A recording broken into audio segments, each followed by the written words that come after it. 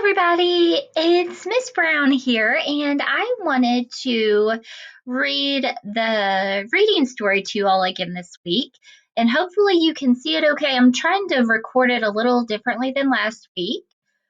So I am, the story this week is called Two of Everything, and this is a folk tale, so it's a story that's often told by people of a country. And as we read this together, look for a simple plot that teaches a lesson and events that could not happen in real life. And I really like this story too. I enjoy this one.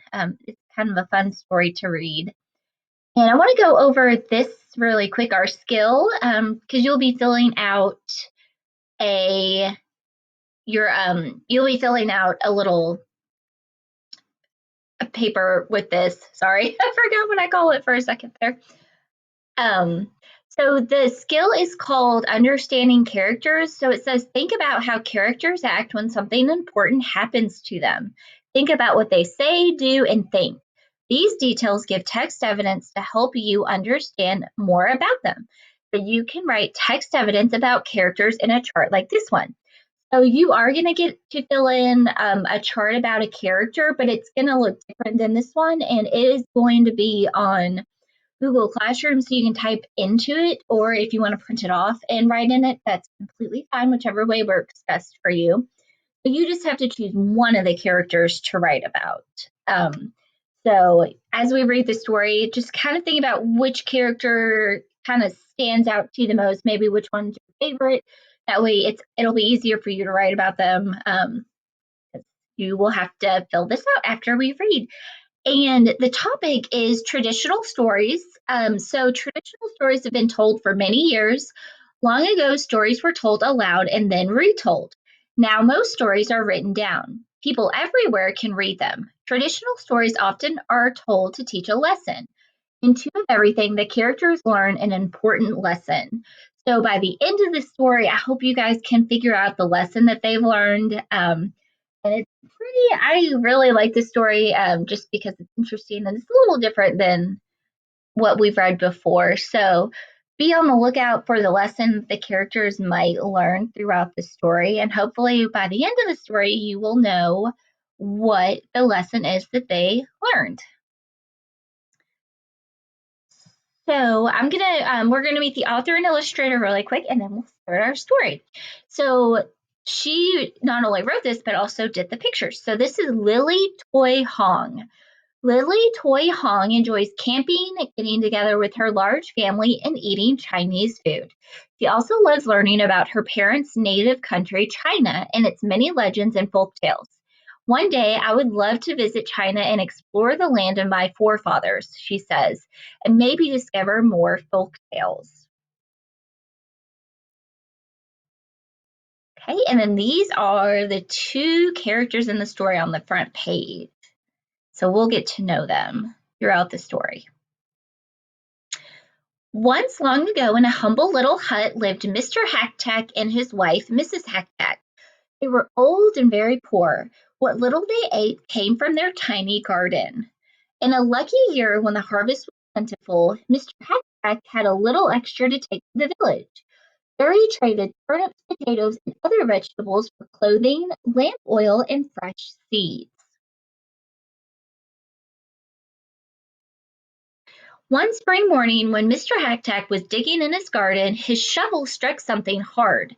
Puzzled, he dug deeper into the dark ground until he came upon an ancient pot made of brass. How odd, said Mr. Hacktack to himself. To think that I've been digging here all these years and never came upon this pot before. I will take it home. Maybe Mrs. Hacktack can find some use for it. The pot was big and heavy for old Mr. Hacktack. As he stumbled along, his purse, which contained his last 5 gold coins, fell to the ground. He tossed it into the pot for safekeeping and staggered home. His wife greeted him at the door. Dear husband, what a strange pot. Mr. Hacktack explained how he found the pot. I wonder what we can do with it, said Mrs. Hacktack. It looks too large to cook in and too small to bathe in.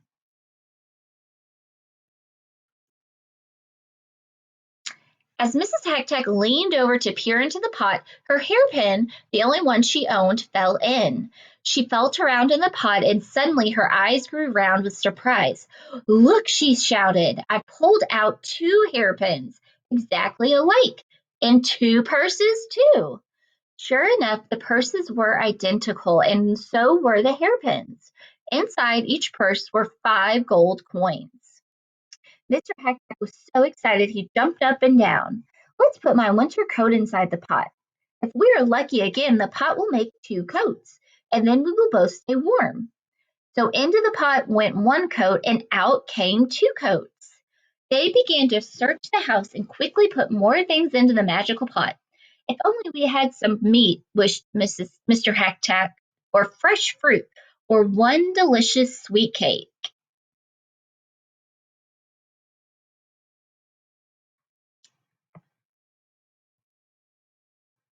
Mrs. Hacktack smiled. I know how we can get anything we want, she said. She put their 10 coins into one purse, then threw it into the pot. She pulled out 2 purses with 10 coins in each. What a clever wife I have, cried Mr. Hacktack. Each time we do this, we will have twice as much money as before. The Hacktacks worked late into the night, filling and emptying the pot until the floor was covered with coins. Morning came, and off went Mr. Hacktack with a long list of things to buy in the village. Instead of vegetables, his basket was full of gold coins. Mrs. Hacktack finished all of her chores and sat down to enjoy a cup of tea. She sipped her tea and admired the brass pot. Then, with a grateful heart, she knelt and embraced it. Dear Pot, I do not know where you came from, but you are my best friend. She stooped over the pot to look inside.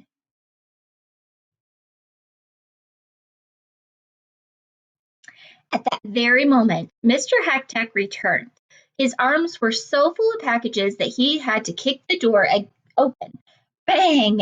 Mrs. Hacktack was so startled that she lost her balance and fell headfirst into the pot. Mr. Hacktack ran over and grabbed his wife's legs. He pulled and tugged until she slid out onto the floor. But when he looked at the pot again, he gasped. 2 more legs were sticking straight out of it. Naturally, he took a hold of the ankles and pulled. Out came a second person. She looked exactly like his wife. The new Mrs. Hackpack sat silently on the floor, looking lost. But the first Mrs. Hackpack cried, I am your one and only wife. Put that woman back into the pot right now. Mr. Hackpack yelled, No!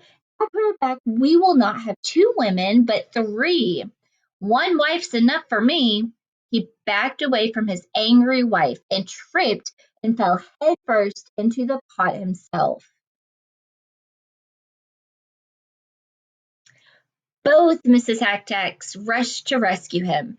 Each grasped an ankle, and together they pulled him out. There were 2 more legs in the pot, so they pulled out the other Mr. Hacktack too. Just what use does one Mr. Hacktack have for another? Mr. Hacktack cried angrily. This pot is not as wonderful as we thought it would be. Even our troubles are beginning to double. But his wife had been thinking while he was yelling. Hmm. Calm down, she said. It is good that the other Mrs. Hackback has her own Mr. Hackback. Perhaps we will become best of friends. After all, we are so alike, he will be a brother to you and she a sister to me. With our pot, we can make 2 of everything, so there will be plenty to go around. And that is what they did. The Hackbacks built 2 fine new homes. Each house had identical teapots, rice bowls, silk embroideries, and bamboo furniture. From the outside, the houses looked exactly alike. There was one difference.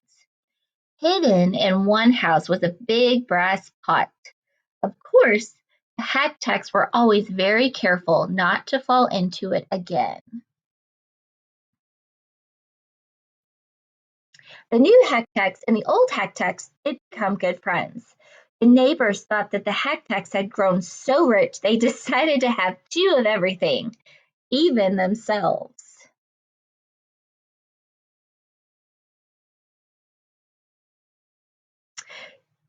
So that, I wasn't sure if that was the last page, but that is. So I don't know. Looking at them, I can't even tell which ones are the original hack text. So it's kind of cool that they are identical.